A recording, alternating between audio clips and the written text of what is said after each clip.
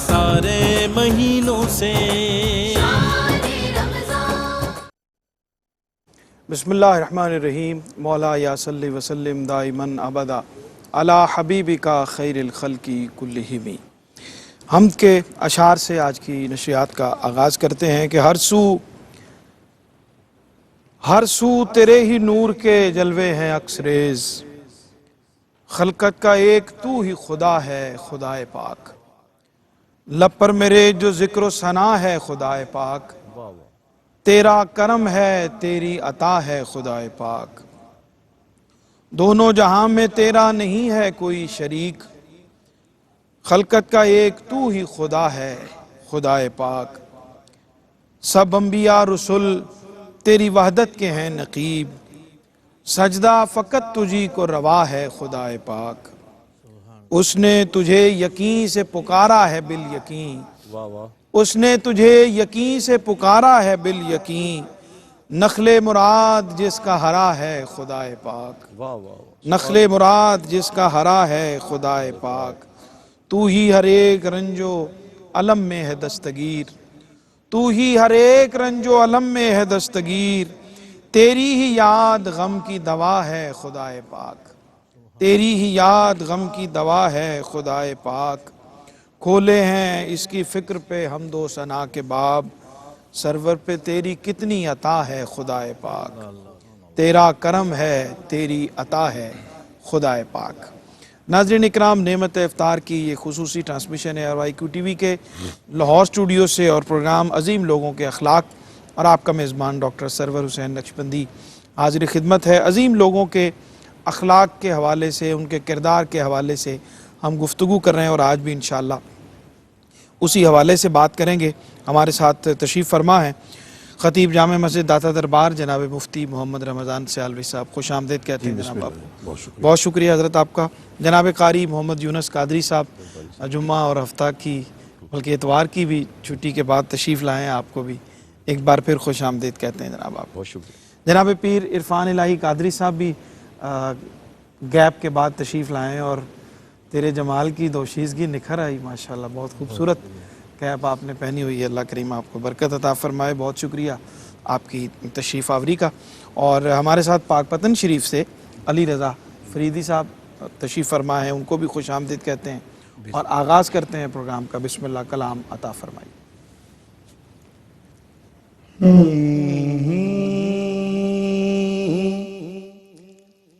حال دل کس کو سنائیں، آپ کے ہوتے ہوئے،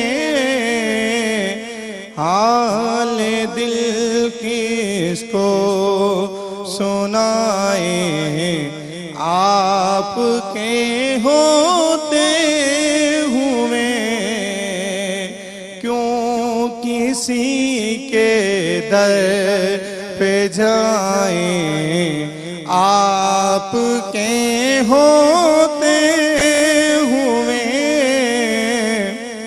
کیوں کسی کے در پہ جائیں، آپ کے ہوتے ہوئے، میں غلام مصطفیٰ ہوں، یہ میری پہچان ہے، میں غلام مصطفیٰ ہوں، یہ میری پہچان ہے، غم مجھے کیوں کر ستائیں یا رسول اللہ، غم مجھے کیوں کر ستائیں، آپ کے ہوتے ہوئے، حال دل کس کو سنائیں، آپ کے ہوتے ہوئے، اپنا جینا اپنا مرنا اب اسی چوکھٹ پہ ہے اپنا جینا اپنا مرنا، اب اسی چوکھٹ پہ ہے، ہم کہاں سرکار جائیں، ہم کہاں سرکار جائیں، آپ کے ہوتے ہوئے حال دل کس کو سنائیں، آپ کے ہوتے ہوئے۔ کیا کہنے، سبحان اللہ، ماشاءاللہ ماشاءاللہ جی، ماشاءاللہ، سلامت رہیں جناب۔ مفتی صاحب، گفتگو کا آغاز کرتے ہیں، اور آج بھی ہم اپنے ائمہ کرام، مجتہدین، علماء کرام اور اسلاف کے حوالے سے گفتگو کریں گے کہ ان کے ہاں ایک رویہ کسب حلال کے حوالے سے پایا جاتا تھا کہ دین کی خدمت کی ذمہ داری الگ سے وہ پوری کرتے تھے، اور اس کے ساتھ ساتھ اپنی جو معاش کی ضرورتیں ہیں ان کو پورا کرنے کے لیے بھی حضرت امام ابو حنیفہ تجارت کیا کرتے تھے، دیگر بھی ہمارے ائمہ کی مثالیں موجود ہیں۔ کیا فرماتے ہیں اس ذمہ داری کو اس طرح سے ادا کرنا؟ بسم اللہ الرحمن الرحیم۔ یہ بڑا تفصیل طلب امر ہے، لیکن میں اس کو مختصر وقت میں قرآن و احادیث اور ائمہ کے اقوال اور فقہاء کے جو ارشادات ہیں ان کی روشنی میں بالکل پن پوائنٹ پہ سمرائز کرتا ہوں۔ ٹھیک۔ سب سے پہلی بات تو یہ ہے کہ علماء یا جو دینی مناصب کے لوگ ہیں، ظاہر ہے ان کے لیے لفظ کسب معاش زیادہ مناسب ہے، اور اس بارے میں پہلی رائے تو علماء کی یہ ہے کہ جو لوگ اپنے آپ کو دین کی خدمت کے لیے وقف کر دیتے ہیں جی، ان کی جو معاشی ذمہ داری ہے تمام تر وہ امت پر ہے یا بیت المال پر ہے۔ ٹھیک۔ سب سے پہلے تو یہ کنسیپٹ کلیئر ہونا چاہیے۔ اس کے شواہد کہ حضور علیہ الصلوۃ کے لیے غنائم میں سے خمس کا مال قرآن مجید کی آیات موجود ہیں۔ ٹھیک۔ پھر حضرت ابو بکر صدیق، عمر فاروق رضی اللہ تعالیٰ عنہم اجمعین خلفاء جب ان کو یہ خلافت کی ذمہ داریاں سونپی گئیں تو انہیں بیت المال سے ایک مناسب جو روزینہ ہے وہ صحابہ نے ان کے لیے طے کر دیا۔ اصحاب صفہ جو ہیں ان کی تمام تر ذمہ داریاں نبی کریم صلی اللہ علیہ وسلم خود پورا فرمایا کرتے تھے، ٹھیک۔ مدینے کے لوگ ان کی خدمت کیا کرتے تھے۔ اور اگر ہم تاریخی طور پر دیکھیں تو بہت سارے بادشاہان وقت جو ہیں مسلم حکمران، انہوں نے بڑے بڑے مدارس کی اور بڑے بڑے علماء کی سرپرستی کی ہے، اور انہیں ذاتی طور پر معاش کی فکر سے آزاد کیا ہے صحیح، تاکہ وہ یکسو ہو کر دین کا کام کر سکیں۔ اسی کے تسلسل میں علماء نے اور فقہاء نے اجازت دی ہے کہ جو ائمہ ہیں، جو خطباء ہیں، جو ڈیوٹی کے طور پر اپنا کام سر انجام دیتے ہیں، ان کی تنخواہ مقرر کرنا اور ان کا تنخواہ لینا درست ہے۔ ٹھیک۔ اسی وجہ سے خطیب، امام، مؤذن، مدرس، ٹیچر جو ہیں ان کی تنخواہوں کا تعین کیا جاتا ہے، ٹھیک۔ اور یہ ظاہر ہے ان کے نمازی اور مقتدی پورا کرتے ہیں۔ ایک تو یہ بات کلیئر ہونی چاہیے، یہ ایک الگ پہلو ہے۔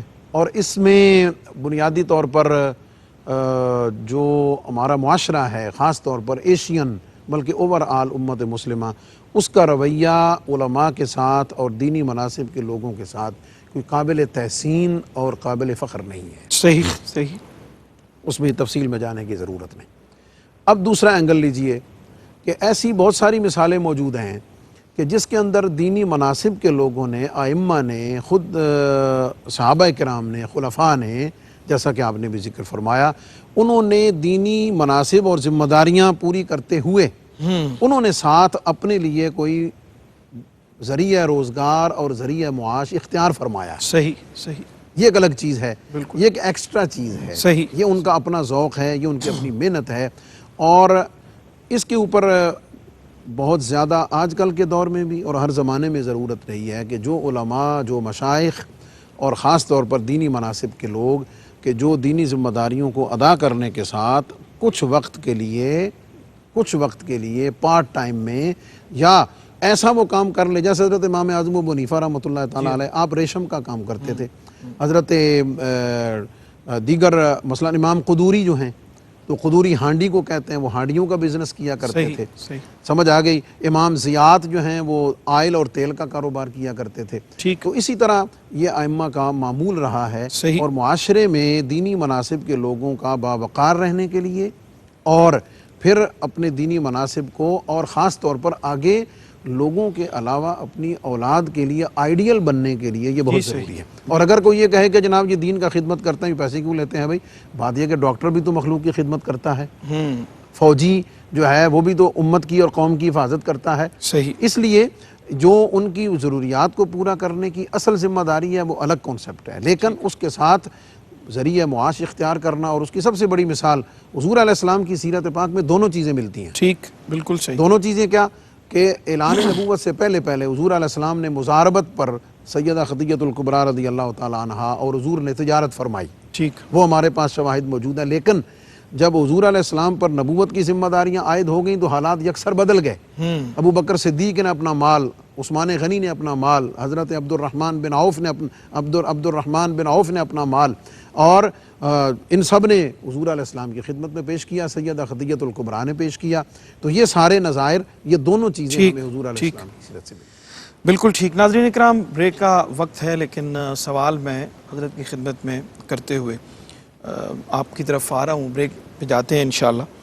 ہم یہ دیکھتے ہیں کہ اکابر علماء اور ائمہ مجتہدین جتنے بھی گزرے ہیں، ان سب کو بہت ساری اس علم کے راستے پہ اور دین کے راستے پہ چلتے ہوئے بہت ساری صعوبتیں برداشت کرنی پڑیں، بہت ساری مشکلات کا سامنا کرنا پڑا، بہت سارے حکومتی اہلکاروں کے تشدد کا سامنا بھی کرنا پڑا، لیکن اس کے باوجود ان کی ثابت قدمی میں اور دین کی خدمت کرنے کے عمل میں کوئی کمی نہیں آئی۔ ان کے پائے استقلال جو ہے وہ کہیں ڈگمگائے نہیں۔ یہ بہت اہم پہلو ہے زندگی کا، اس پہ ہم بات کرتے ہیں لیکن مختصر سے وقفے کے بعد۔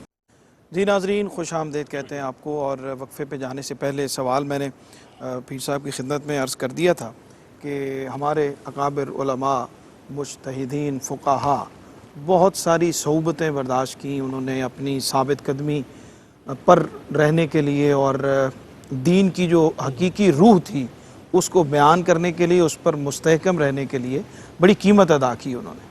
بسم اللہ الرحمن الرحیم۔ بہت شکریہ۔ قرآن مجید میں اللہ رب العزت نے فرمایا گیا کہ صبر سے اور نماز سے مدد مانگتے رہو۔ یا ایھا الذین آمنوا استعینوا بالصبر والصلاۃ۔ ائمہ مجتہدین فقہا علماء ربانیین جو لوگ دین اسلام پر پہرا دیتے رہے، آزمائشیں ان کے گرد گھومتی رہیں، اور آزمائش ہمیشہ محبوبوں کے لیے ہوتی ہے۔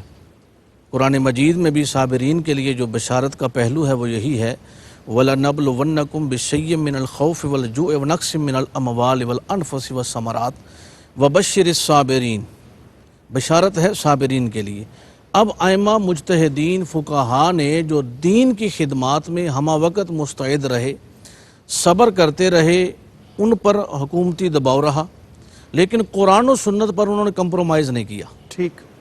اصل جو اس میں پہلو یہ تھا کہ اگر ان کو قرآن و سنت سے ہٹانے کی کوشش کی جاتی، لیکن وہ قرآن و سنت پر پہرا دیتے رہے، اور یہی وجہ ہے کہ عوام میں اور خواص میں یہی فرق ہوتا ہے۔ جو عوام ہیں ان کا دین پر چلنا اور کبھی اس سے ہٹ جانا یہ ملتا ہے، لیکن جو خواص ہیں، جو علماء ربانیین ہیں، جو ائمہ مجتہدین ہیں، اور ائمہ کی تو پھر اتنی بڑی جو ہے، دیکھیں سب لوگوں نے دین پر عمل کیا، لیکن ائمہ نے تو دین پر عمل پیرا رہنے کے لیے اصول مرتب فرمائے، ٹھیک، جو قرآن و سنت سے استدلال دیا، پھر انہوں نے امت تک پہنچایا، اور ان لوگوں کا جو اس پر قائم رہنا تھا یہ قابل دید ہے۔ اور دیکھیں امام اعظم ابو حنیفہ رحمۃ الرحمن ہوں، یا جو ہے امام مالک ہوں، امام احمد بن حنبل ہوں، امام شافعی ہوں، ہر دور میں ان کو تکالیف سے سامنا کرنا پڑتا رہا، اور حکومت وقت سے ان کو کوڑے بھی لگتے رہے، اور امام احمد بن حنبل کو بھی کوڑے لگتے رہے، لیکن اس کے باوجود انہوں نے دین کا دامن نہیں چھوڑا، اور کسی حال میں بھی صبر حسینی کو انہوں نے ہاتھ سے جانے نہیں دیا، اور امام عالی مقام امام حسین علیہ السلام کی اسوہ کامل کو مشعل راہ سمجھتے ہوئے انہوں نے اپنی زندگی گزاری، اور قرآن و سنت کے ساتھ جو ہے جڑے رہے، اور لوگوں کو قرآن و سنت کا پیغام پہنچاتے رہے۔ کیا بات ہے، سبحان اللہ۔ قاری صاحب ایک بہت اہم پہلو ہے اور اس پہ ہم کچھ مختصر سی بات ہم نے پہلے بھی کسی پروگرام میں کی ہے کہ ہمارے جو اکابر علماء تھے اور فقہاء تھے ان کا علمی اختلاف دلائل کی بنیاد پر ہوتا تھا، لیکن وہ علمی اختلاف ذاتی اختلاف کا سبب نہیں بنتا تھا۔ یہ جو پہلو ہے ہمارے ہاں اس میں کہ ہم علمی اختلاف کی بجائے ہر بات کو ذاتی اختلاف تک لے آتے ہیں، لیکن اب اگر ہم اپنے اسلاف کو دیکھیں، علماء کو، اکابر علماء کی ہم بات کر رہے ہیں، تو ان کے ہاں یہ رویہ نہیں تھا۔ دلیل کی بنیاد پر اگر ان کی بات رد بھی ہوئی ہے تو کوئی ذاتی اختلاف پیدا نہیں ہوتا تھا۔ جی ڈاکٹر صاحب بہت شکریہ۔ ڈاکٹر صاحب دیکھیں، ہمارے اسلاف کو جب ہم ان کا مطالعہ کرتے ہیں ان کی زندگی کا، تو ان کے عقائد تو ایک ہی تھے۔ فقہی مسائل میں اگر اختلاف ہوتا تھا تو آپ دیکھیں ایک بڑا خوبصورت واقعہ میں آپ کے سامنے رکھتا ہوں۔ حضرت امام شافعی رحمۃ اللہ تعالی علیہ، امام اعظم ابو حنیفہ رحمۃ اللہ تعالی علیہ کے مزار اقدس پہ حاضر ہوئے، تو آپ نے وہاں نماز ادا کی فجر کی، اور آپ نے رفع دین بھی نہیں کیا، حالانکہ آپ کی فقہ میں رفع دین کرنا ضروری ہے، کیونکہ آپ نے خود بیان کیا۔ پھر دعائے قنوت بھی پڑھتے تھے فجر کی نماز میں امام شافعی رحمۃ اللہ تعالی علیہ، لیکن آپ نے نہ وہاں رفع دین کیا، نہ آپ نے دعائے قنوت ادا کی، اس کو پڑھا۔ تو آپ کے شاگردوں نے عرض کی کہ حضور یہ آپ نے جو عمل کیا ہے کہ دعائے قنوت بھی آپ نے نہیں پڑھی اور پھر آپ نے رفع دین بھی نہیں کیا، یہ سمجھ میں نہیں آئی بات، حالانکہ آپ تو ہمیں خود تعلیم دیتے ہیں۔ تو آپ نے آگے سے فرمایا کہ حیا والا کسی کے حیا کرتا ہے۔ آپ نے فرمایا مجھے امام اعظم کا علم اتنا بڑا ہے، وہ علم کے ایسے کوہ ہمالیہ پہاڑ ہیں کہ ان کے سامنے مجھے اپنے اجتہاد پہ شرم آتی ہے کہ میں اس پہ عمل پیرا ہو جاؤں۔ تو آپ نے رفع دین نہیں کیا، تو آپ نے وہاں اسی طرح نماز ادا کی جس طرح امام اعظم ابو حنیفہ رحمۃ اللہ تعالی علیہ کا موقف ہے، جس طرح ان کی فقہ ہے۔ آج المیہ یہ ہے کہ اختلاف اتنا زیادہ ہو گیا ہے، اتنا زیادہ ہمارے اس دور میں آپ دیکھیں کہ ہمارے چند علماء ہیں جن کو ہم اپنی انگلیوں پہ گن سکتے ہیں جو ہمارے اکابرین میں سے، تو اختلاف ہو جاتا ہے تو کہا جاتا ہے جی اس کی مجلس میں نہیں جانا، جی اس کی مجلس میں کیوں نہیں جانا، پہلے وہ دیندار تھا، وہ دین سے نکل گیا، اچھا وہ ان کو مسلمان نہیں سمجھتا، یہ ان کو مسلمان نہیں سمجھتا، اب جائیں کس طرف بھی؟ اختلاف جو ہے اتنا زیادہ بڑھ گیا، چھوٹا سا مسئلہ ہوتا ہے اس پہ اختلاف اتنا زیادہ ہو جاتا ہے۔ اور پھر یہ بات یاد رکھیے گا، میں نے ایک بات پڑھی بڑی خوبصورت ڈاکٹر صاحب قبلہ کہ حضرت شاہ عبدالعزیز محدث دہلوی رحمۃ اللہ تعالی علیہ فرماتے ہیں علماء سے اختلاف اس حد تک نہ کرو، اس حد تک نہ کرو۔ یہ بڑی اہم بات میں عرض کرنے لگا ہوں اور یہ تمام سامعین کے لیے بڑا اہم پیغام ہے۔ آپ نے فرمایا اتنا اختلاف نہ کرو کہ ان کے عیوب تلاش کرنا شروع کر دو، ان کو برا بھلا کہنا شروع کر دو۔ فرمایا یہ ربانیین علماء ہیں، کونوا ربانیین بما کنتم تعلمون و بما کنتم تدرسون۔ فرمایا یہ تعلیم اور تعلم پہ کام کرتے ہیں۔ اچھا اس کی سزا کیا ہے؟ جو علماء سے اختلاف کرتا ہے اور ان کے عیوب تلاش کرتا ہے، یا یہ جملہ سن کے حیران ہوں گے، شاہ عبدالعزیز محدث دہلوی فرماتے ہیں کہ جو بندہ علماء کے عیوب کے اندر لگا رہتا ہے ہر وقت، تو فرمایا اس کی 10 نسلوں میں عالم دین ہی پیدا نہیں ہوتا۔ یعنی اتنا سخت معاملہ ہے، علماء کا جو ادب ہے، علماء کا جو مقام ہے، یہ اتنا معتبر ہے۔ اور کریم دیکھیں نا مولا کائنات کیا فرماتے ہیں، من علمنی حرفا فقد سیرنی ابدا انشاء با انشاء تک۔ فرمایا جس نے مجھے ایک لفظ سکھا دیا ہے وہ میرا آقا بن گیا ہے۔ تو یہ اختلاف اپنی جگہ ہے، لیکن کریم آقا نے یہ بھی تو فرمایا اختلاف امتی رحمت، اختلاف میری امت میں رحمت ہے۔ تو اگر بندہ کسی مسئلہ میں وہ اجتہاد کرتا ہے، اگر تو وہ پرفیکٹ پہنچ گیا تو ڈبل اجر ہے، اگر نہیں پہنچ سکا تو پھر بھی ایک گنا اجر ہے۔ تو بندے کو چاہیے علماء کا ادب کرے، علماء کا احترام کرے۔ بالکل ٹھیک۔ مفتی صاحب ایک مجتہد کے بارے میں اور اوورآل بھی ہم دیکھتے ہیں ہمارے جو اکابرین ہیں ان کے ہاں جو محتاط رویہ ہے، یعنی کسی بھی شک والی چیز میں نہ پڑھنا اور اس سے دور رہنے کی کوشش کرنا۔ اور یہ ملتا ہے کتب میں کہ ایک مجتہد بہت معروف ہے اور انہوں نے پتہ چلا کہ بکری شہر میں کوئی گم ہو گئی ہے، تو انہوں نے بہت عرصے تک بکری کا گوشت نہیں کھایا۔ کل بھی ہم بات کر رہے تھے اس امام ابو حنیفہ کی کہ مقروض کی دیوار کے سائے میں بھی کھڑے۔ یہ جو احتیاط کا، تقوی کا یہ عالم ہے، اور اس حد تک اپنے آپ کو ان چیزوں سے بچانے کی کوشش کرنا اپنے تقوی کو بڑھانے کے لیے، کیسے دیکھتے ہیں اس کو؟ دیکھیں جی، جو علم کا نور ہے اور علم کی برکت ہے وہ محض کتابوں سے اور کثرت مطالعہ سے حاصل نہیں ہوتی ہے، اور خاص طور پر جو ایک مجتہد ہے جس نے قرآن و سنت کے معانی میں تدبر کر کے غور کر کے مسائل کو اخذ کرنا ہے اور ایک ایسی رائے قائم کرنی ہے کہ جس ایک مجتہد امام کی رائے سے لاکھوں لوگوں کا اور امت کا بھلا ہونا ہے، اور اس رائے نے امت کے لیے بہت ساری راہوں کا تعین کرنا ہے۔ ٹھیک۔ اب وہ جو نور اور برکت ہے وہ محض کتابوں سے پڑھ لینے سے حاصل نہیں ہوتی ہے، بلکہ اس کے لیے تقوی، طہارت، عبادت، ریاضت، اخلاص، تزکیہ، یہ ساری صفات ہونا ضروری ہے۔ ٹھیک۔ یہی وجہ ہے کہ ہم ان ائمہ مجتہدین، فقہاء، صوفیاء، ان کے احوال پر اگر نظر کریں تو ان کا جو علمی کام ہمارے سامنے ہے، ان کا جو ریسرچ کا کام ہمارے سامنے ہے، ہم جب ان ہستیوں کے شخصی احوال میں غور کرتے ہیں، جی، ہم ان کی جو پڑھنے پڑھانے کی جو مصروفیت ہے اس کے علاوہ ان کی کثرت عبادت، کثرت خدمت اور تقوی کو دیکھتے ہیں تو نظر یہ آتا ہے کہ یہ بنیادی طور پر جو ان کو عزت، شہرت اور یہ جو ان کے ذریعے سے کام ہوا ہے، یہ اصل میں اس تقوی اور طہارت کی وجہ سے، اور اس تقوی اور طہارت کی معراج حضور علیہ السلام کی حدیث پاک کی یہ روشنی یہ ہے جو ان کے بھی پیش نظر اور ہمارے بھی ہے۔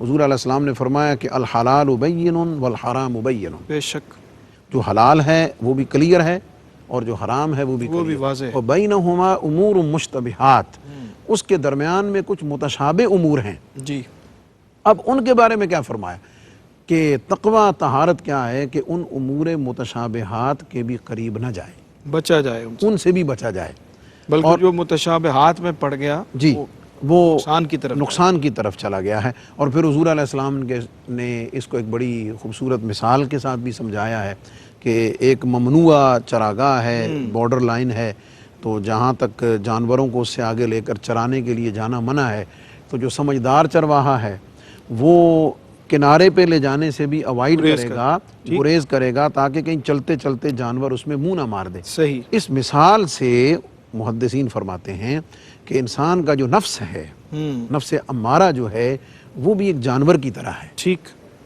تو انسان اپنے اس نفس امارہ کو امور متشابہات میں واقع کرنے سے بچا کے رکھے، اور جو کلیئر چیزیں ہیں ان کے اندر اپنے آپ کو محدود رکھے گا، تو اس کے نتیجے میں وہ اللہ رب العزت کی رحمت سے اسے بچا رہے گا۔ اور امام بخاری ہوں، امام مسلم ہوں، امام ترمذی ہوں، ائمہ اربعہ ہوں، امام اعظم ابو حنیفہ ہوں، امام مالک ہوں، امام شافعی ہوں، امام احمد بن حنبل ہوں، بلکہ اس کی نظائر صوفیاء میں وہ صوفی ہے ہی نہیں جو عالم نہیں ہے، ٹھیک، ان کی طبی رجحان کی وجہ سے انہوں نے اس رستے کو اختیار کیا ہے۔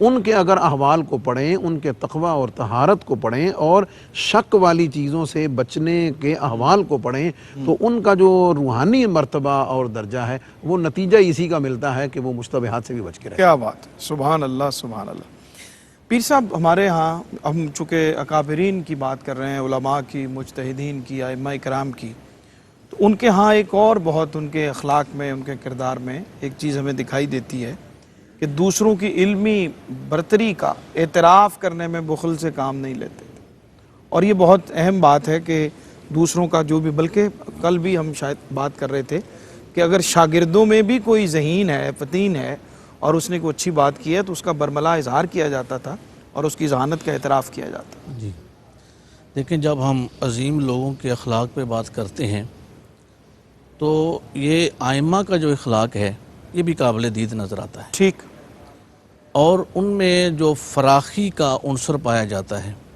یعنی حدیث مبارکہ ہے کہ عزت والا دوسرے کی عزت کرتا ہے۔ صحیح۔ اب ان میں جو فراخی کا عنصر پایا جاتا ہے کہ دوسرے کی تعریف کرنا اور یہ کہنا کہ اس کا علم بہت اچھا ہے، جیسا کہ حضرت امام شافعی رحمۃ اللہ تعالی علیہ، حالانکہ آپ رفع یدین کے قائل تھے، لیکن جب حضرت امام اعظم ابو حنیفہ رحمۃ الرحمن کے مزار پر انوار پہ حاضری کے لیے جاتے ہیں اور وہاں جا کر آپ رفع یدین نہیں کرتے، جب تلامذہ نے، شاگردوں نے یہ پوچھا کہ حضور آپ تو رفع یدین کے قائل ہیں اور یہاں آ کر آپ نے نہیں کیا، تو آپ نے فرمایا کہ مجھے امام اعظم ابو حنیفہ سے حیا آتی ہے، سبحان اللہ، سبحان، یعنی میں ان کے وقار میں، ان کی عزت پر، یعنی ان کی بارگاہ میں آیا ہوں، تو چونکہ وہ اس چیز کے قائل نہیں تو میں ان کے سامنے ایسا نہیں کروں گا. اب یہ وہ بات تھی کہ دوسروں کی عزت کرنا. ٹھیک. اب جو بھی علماء ہیں، علماء ربانیین کا ایک یہ وتیرہ ہے صوفیاء کا، عرفاء کا، کہ وہ ہمیشہ خود کو ادنا دوسرے کو اعلیٰ سمجھتے ہیں. ٹھیک. وہ تو یہاں تو علم کی بنا پر ہے نا، یہاں تو علم کی تعریف کی جا رہی ہے، لیکن عرفاء ہمیں یہ کلیہ دیتے ہیں کہ خود کو ادنا دوسرے کو اعلیٰ سمجھو، یعنی تمہارے اندر عاجزی، منکسر المزاج ہونا ایسا پایا جائے. اور یہ بھی بڑی بات ہے کہ خود بندہ ایک عالم ہو اور دوسرے کی تعریف کر رہا ہو، ٹھیک. اور دوسرے کے علم کو سراہ رہا ہو، اور دوسرے کے کام پہ جو ہے اس کی توجہ بھی ہو، اور وہ کہے کہ یہ بہت اچھا کر رہا ہے، تو یہ اس کے علم کی بھی دلیل ہے، اور اس کے جو ہے تقوی کی بھی دلیل ہے، اس کی پارسائی کی بھی دلیل ہے. بالکل ٹھیک. بہت شکریہ. ناظرین اکرام، بریک کا وقت ہے. علی رضا فریدی، آپ کا بے حد شکریہ. آپ ہمارے ساتھ تشریف فرما رہے ہیں. ہمیں ایک اور دوست جو ہے وقفے کے بعد جوائن کریں گے. ناظرین اکرام، ہمارے ساتھ رہیے. لوٹتے ہیں ایک مختصر سے وقفے کے بعد. ناظرین خوش آمدید کہتے ہیں وقفے کے بعد آپ کو. پروگرام دیکھ رہے ہیں آپ عظیم لوگوں کے اخلاق، اور آج ہم اکابر علماء اور ان کی زندگی کے حوالے سے، ان کے کردار کے حوالے سے، ان کے اخلاق کے حوالے سے ہم نے بہت ساری جہاد پہ بات کی. اور آج کی اس ساری گفتگو کے تناظر میں کیا پیغام ہمارے لیے، ہمارے اس معاشرے کے لیے، ہمارے لوگوں کے لیے، دین پر عمل کرنے والوں کے لیے، علماء کے لیے اور دیگر عمومی طور پر کیا میسیج بنتا ہے؟ ڈاکٹر صاحب، کیونکہ تعلیم اور تعلم پہ بات ہو رہی ہے اور ائمہ کا ذکر ہو رہا ہے، تو کریم آقا علیہ الصلوۃ والسلام کا جو فرمان علی شان ہے، فرمایا کہ خیرکم من تعلم القرآن وعلمہ، کہ تم میں بہترین کون ہے؟ فرمایا جو قرآن پڑھتا ہے اور قرآن پڑھاتا ہے. یعنی بہترین لوگ وہ ہیں جو تعلیم اور تعلم کے ساتھ متصل ہیں. اور کریم آقا علیہ الصلوۃ والسلام نے علماء کا جو جہاں مقام و مرتبہ بیان کیا، وہاں ایک بات بہت خوبصورت ہے. امیر المومنین عمر بن عبدالعزیز علیہ رحمت نے بیان فرمائی. وہ فرماتے ہیں کہ بات یہ ہے کہ فرمایا کہ یا تم عالم بنو، اگر ہو سکے تو عالم بنو، ٹھیک. اگر نہ ہو سکے تو کم از کم متعلم بنو. ٹھیک. فرمایا اگر متعلم بھی نہیں بن سکتے تو فرمایا ان علماء اور طلباء کی خدمت کرنے والے بن جاؤ. اور اگلی بات بھی ڈاکٹر صاحب یہ کبھی لوگوں نے بیان نہیں کی، آپ کا چوتھا بھی ایک فکرہ ہے. آپ نے فرمایا کہ ان کے ساتھ بغض رکھنے والے نہ بن جانا، کہیں تمہارا شمار جہنمیوں میں نہ ہو جائے. تو لہٰذا ہمیں چاہیے جہاں دین کا کام ہو رہا ہے، جہاں تدریس کا کام ہو رہا ہے، ہمیں چاہیے ان کے ساتھ معاونت کریں، تعاون کریں. وتعاونوا علی البر وتعاونوا علی التقوی. کیا بات.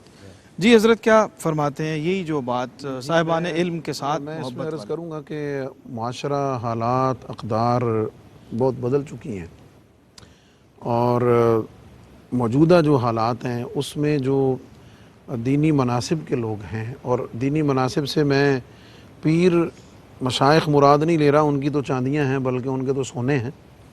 جو علماء ہیں ان کی بات کر رہا ہوں کہ انہیں اپنے معاشرے میں اس میں پنپنے کے لیے اور آئیڈیل بننے کے لیے، ٹھیک، اور دینی خدمات کو کما حقہ ادا کرنے کے لیے انہیں بہر صورت کچھ وقت کے لیے کوئی نہ کوئی اپنی منصب کے لائق ذریعہ معاش ضرور اختیار کرنا چاہیے، تاکہ معاشی طور پر وہ آسودہ حال ہوں، اور وہ خود اپنے لیے بھی، اپنے بچوں کے لیے بھی، اور بہت ساری چیزوں کے لیے وہ معاشرے میں نمونہ بن سکیں. اور اس کے لیے جو ان کے حلقہ احباب ہیں انہیں ان کی حوصلہ افزائی کرنی چاہیے، کیونکہ معاشرہ بھی کچھ ایسا بدقسمتی ہے کہ وہ امام کو، خطیب کو اپنا دست نگر دیکھنا ہی پسند کرتا ہے، اور وہ شاید ان کو اسی طرح رکھنا پسند کرتے ہیں. میں اپنے شاگردوں کو پڑھاتے ہوئے یہ ہمیشہ کہا کرتا ہوں کہ آج کے معاشرے میں عزت لینے کے لیے آپ کو محنت کرنا پڑے گی، اور چیلنجز جو ہیں ان میں بڑا چیلنج اپنے آپ کو معاشی طور پر آسودہ حال کرنا اور مستحکم کرنا ہے. اس طرف علماء کو ضرور توجہ فرمانی چاہیے. بالکل ٹھیک. بہت شکریہ جناب مفتی محمد رمضان سیالوی صاحب اور جناب قاری محمد یونس قادری صاحب. اور ہمیں ابھی جوائن کیا ہے محمد فرید حسین فریدی صاحب نے. آپ کو خوش آمدید کہتے ہیں، آپ سے کلام ابھی شامل کرتے ہیں. پیر عرفان الہی قادری صاحب، آپ کا شکریہ بھی، اور کچھ عطا فرما دیں پیغام آپ بھی. دیکھیں جی، قرآن و سنت کا نور لینے کے لیے ائمہ مجتہدین کی اتباع ضروری ہے. ٹھیک. قرآن و سنت کا علم کو جس طرح اصول مرتب فرما کر حضرت امام اعظم، امام شافعی، امام احمد بن حنبل، امام مالک رحمۃ الرحمن اور دیگر ائمہ نے ہم تک پہنچایا ہے، ہمیں اس کو اختیار کرنا چاہیے۔ اور وہ ائمہ مجتہدین جو ہیں وہ صرف قرآن و سنت کے عالم ہی نہیں ہیں، وہ متقی اور پرہیزگاری میں اگر دیکھیں ان کو، اگر مقام صفا میں دیکھیں، مقام ولا میں دیکھیں، ہر مقام پر ہمیں وہ وراء الورا نظر آتے ہیں۔ ان کے ساتھ محبت، ہمارا دین دین امن ہے، دین محبت ہے، دین رواداری ہے۔ ایک دوسرے کے ساتھ ائمہ مجتہدین کی جو ہے باتوں کی ان کے اور ان کی اتباع پہ اپنی زندگیوں کو گزارتے ہوئے شیر و شکر ہو کر رہنا چاہیے، تاکہ ہمارا معاشرہ خوشگوار ماحول پیدا کرے۔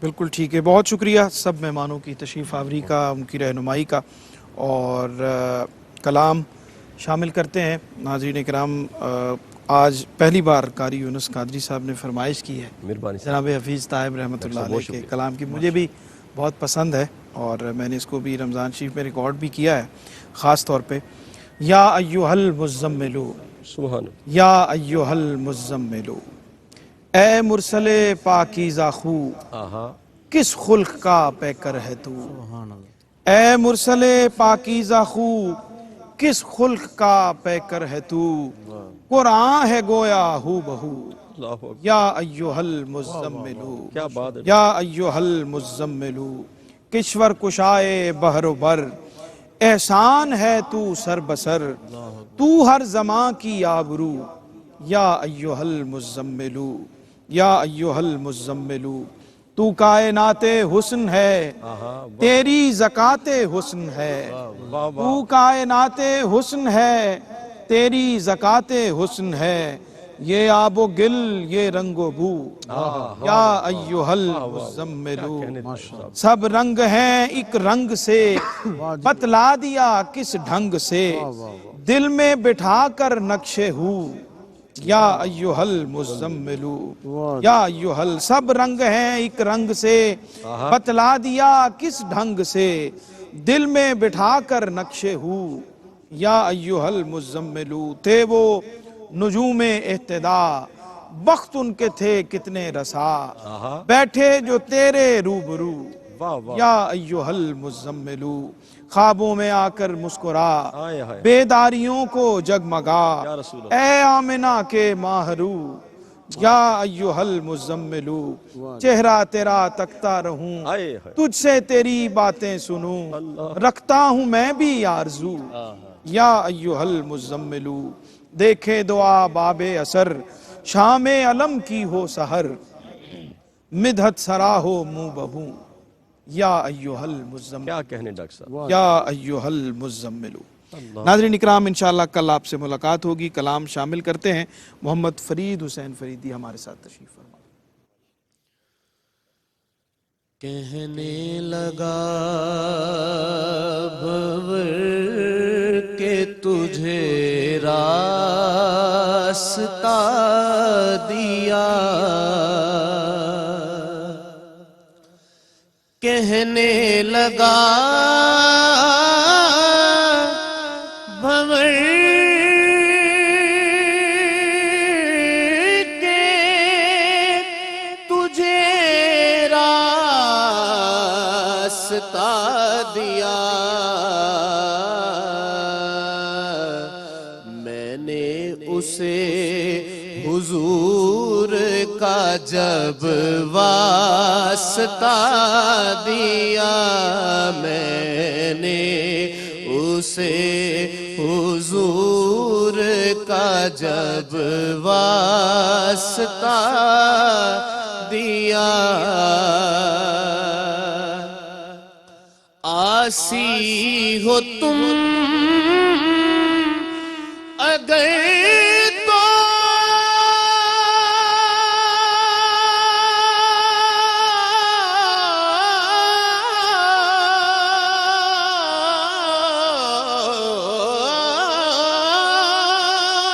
آسی ہو تم اگر تو شفاعت ہے میرے پاس، یہ کہہ کہ میرے شاہ نے مجھے حوصلہ دیا، یہ کہہ کے میرے شاہ نے مجھے حوصلہ دیا، اور طیبہ بلا کے مجھ سے گناہگار شخص کو، طیبہ بلا کے مجھ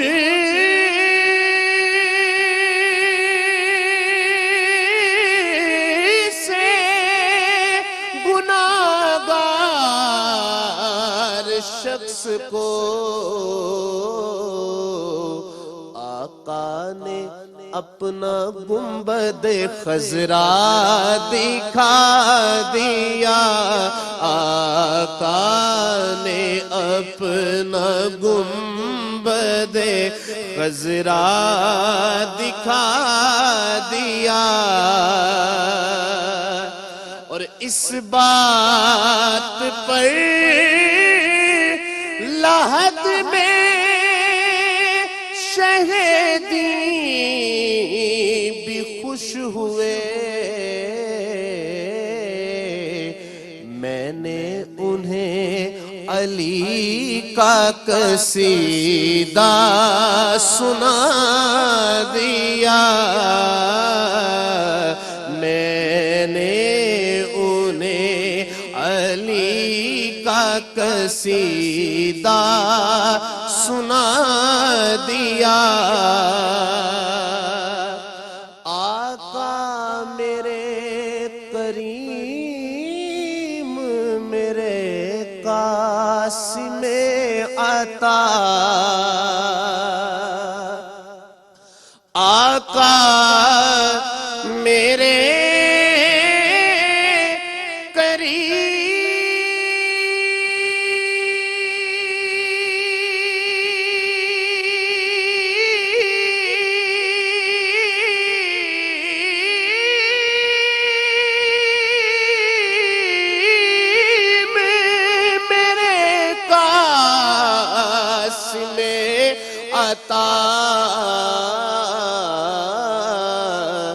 حسنی تو کھا رہا ہے فقط آپ کا دیا، حسنی تو کھا رہا ہے فقط آپ کا دیا، کہنے لگا بھور کے تجھے راستہ دیا، میں نے اسے حضور کا جب واسطہ دیا،